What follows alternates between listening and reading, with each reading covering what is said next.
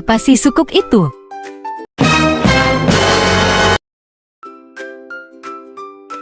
Sukuk adalah suatu surat berharga jangka, panjang berdasarkan prinsip syariah, yang dikeluarkan emiten kepada pemegang obligasi syariah yang mewajibkan emiten untuk membayar pendapatan kepada pemegang obligasi syariah berupa bagi hasil atau margin, serta membayar kembali dana obligasi syariah pada saat jatuh tempo.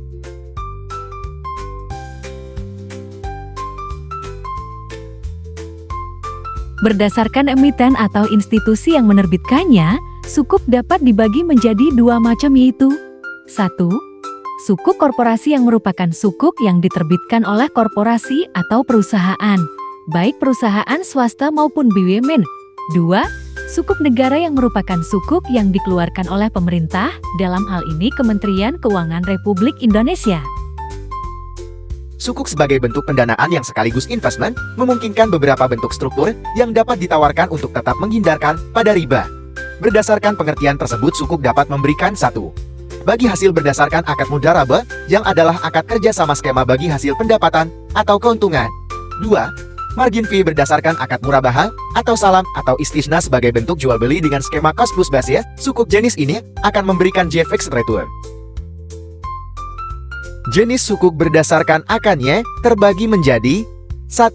Sukuk ijarah, yaitu sukuk yang diterbitkan berdasarkan perjanjian atau akad ijarah, di mana suatu pihak bertindak sendiri atau melalui wakilnya menjual atau menyewakan hak manfaat atas suatu aset kepada pihak lain berdasarkan harga dan periode disepakati, tanpa diikuti dengan pemindahan kepemilikan aset itu sendiri. 2. Sukuk mudharabah, yaitu sukuk yang diterbitkan berdasarkan perjanjian dan akad mudharabah di mana suatu pihak menyediakan modal dan satu pihak lainnya menyediakan tenaga atau keahlian. Keuntungan dari kerjasama tersebut akan dibagi berdasarkan perbandingan telah disetujui sebelumnya.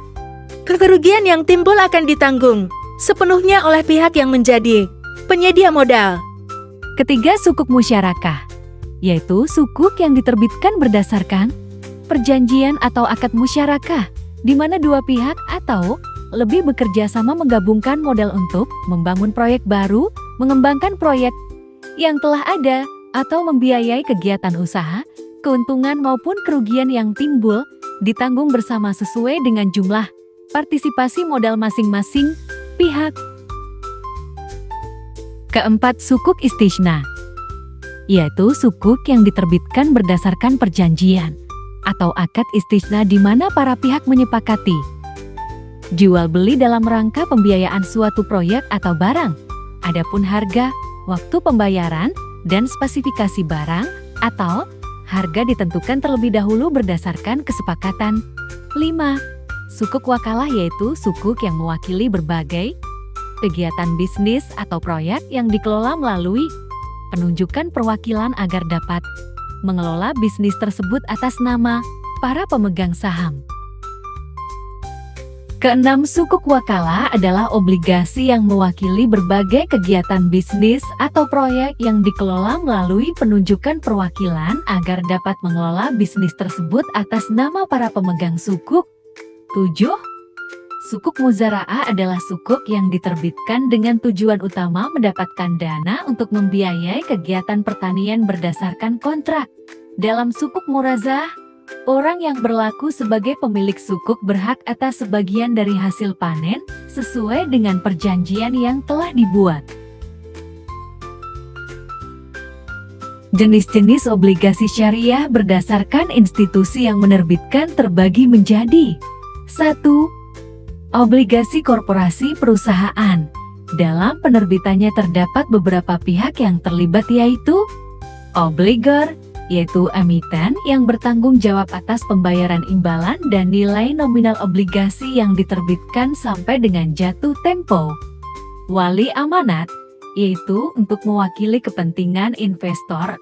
Investor, yaitu pemegang obligasi yang memiliki hak atas imbalan sesuai partisipasi masing-masing.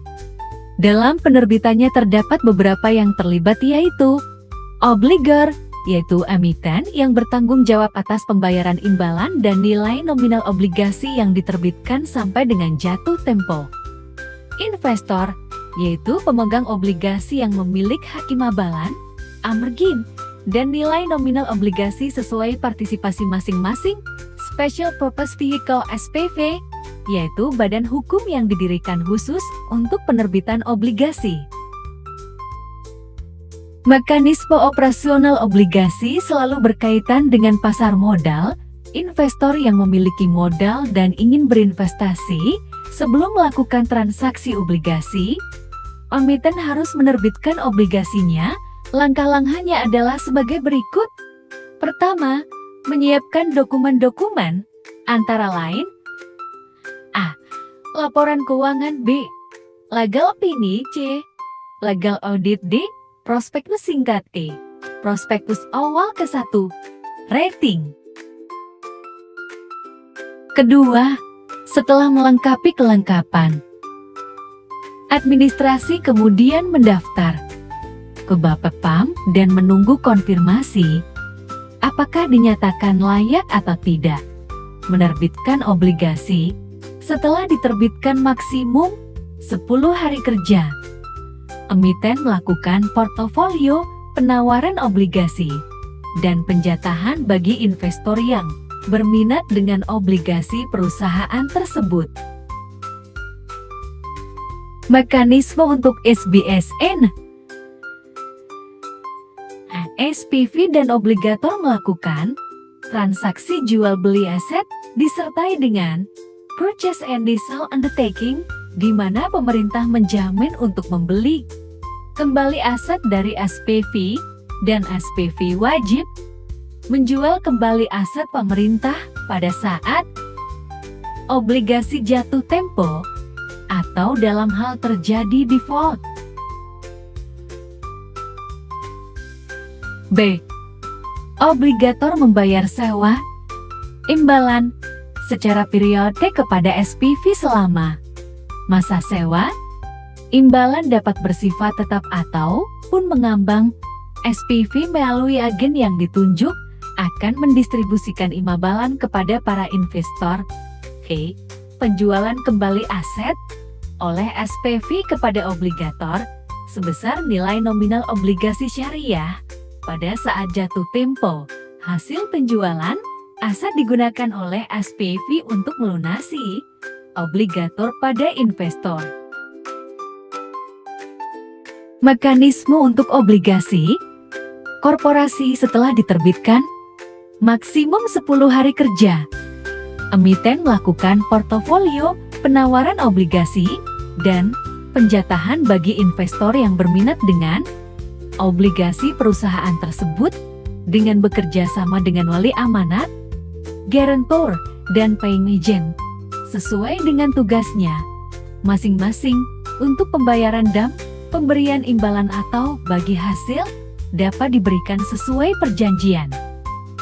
Dalam hal terjadi perubahan jenis akad syariah, isi akad syariah, kegiatan usaha, dan atau aset tertentu yang mendasari penerbitan sukuk sehingga bertentangan dengan prinsip-prinsip syariah di pasar modal, maka sukuk tersebut menjadi batal demi hukum fasaq dan emiten wajib menyelesaikan seluruh kewajibannya kepada pemegang sukuk. Emiten dan wali amanat wajib melaksanakan seluruh ketentuan yang diatur dalam perjanjian perwaliamanatan. Emiten wajib menggunakan dana hasil penawaran umum sukuk untuk membiayai kegiatan atau investasi yang tidak bertentangan dengan prinsip syariah di pasar modal.